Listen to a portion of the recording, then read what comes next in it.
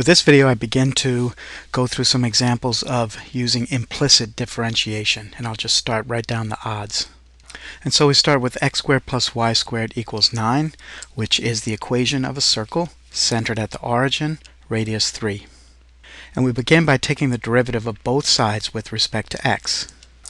And when we do that, we get, for the left side, 2x, and y squared we're going to treat as y is a function of x, implicitly defined. We may not know exactly what it is, but we're going to treat this as a chain rule. So we bring down the 2, leave the y alone, reduce the exponent to 1, then multiply by the derivative of y with respect to x, which is just dy dx, or y prime. On the right side we get 0, and the calculus part is done. What we need to do now is isolate the y prime, so we subtract 2x from both sides. Next, we'll divide both sides by 2y, and the y's cancel. Sorry, the 2's cancel. And on the other side, the 2 y's cancel.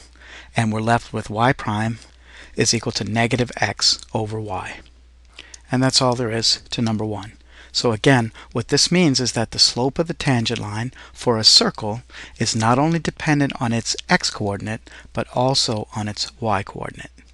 And so temporarily I'm going to put this circle here with a radius of 3 centered at the origin, and you can see that for any point on the circle there is a tangent line, and the slope of that tangent line is not just a function of the x-coordinate, in this case 2, but it's also a function of the y-coordinate.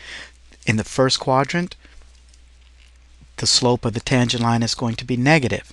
In the fourth quadrant, the slope of the tangent line is going to be positive. So with implicit equations, we will not only have a derivative that is a function of x, we'll have a derivative often that is a function of both x and y. And this gives you a great example of that. All right, so I'll take away the circle and we'll go on to the next problem. So in problem 3, we have x to the 1/2 plus y to the 1/2 is equal to 16. And this makes some kind of graph similar to the way that x squared plus y squared equals 9 does. It's not your typical function graph, and it wouldn't be a function. But we won't take the time to look at that right now. Just go ahead with the differentiation. So we'll differentiate both sides with respect to x, and we get the derivative of the left is equal to the derivative of the right.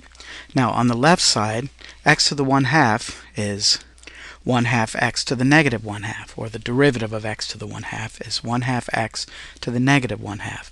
The derivative of y is going to be similar to that, only we'll multiply it by y prime. Treating this again as a chain rule where y is an implicitly defined function of x. So after we take the derivative of the outside and leave the inside y alone, we'll multiply by the derivative of the inside, which is y prime. On the right side we get 0. Now we can do some things like multiply both sides by 2 to get rid of the 1/2, so that we end up with x to the negative 1/2 plus y to the negative 1/2 times y prime is equal to 0.